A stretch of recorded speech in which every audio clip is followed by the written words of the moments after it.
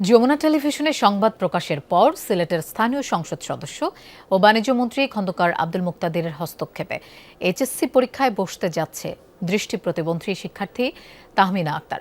এতে খুশি পরীক্ষার্থী ও স্কুল কর্তৃপক্ষ। ধন্যবাদ জানিয়েছেন যমুনা টেলিভিশনকে।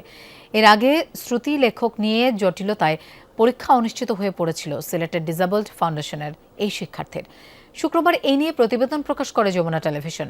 এদিকে বাণিজ্য মন্ত্রীর পক্ষে শিক্ষার্থীর কাছে উপহার সামগ্রী পৌঁছে দিয়েছেন সিলেট জেলা বিএনপির সহ সাধারণ সম্পাদক সিদ্দিকুর রহমান পাপলু।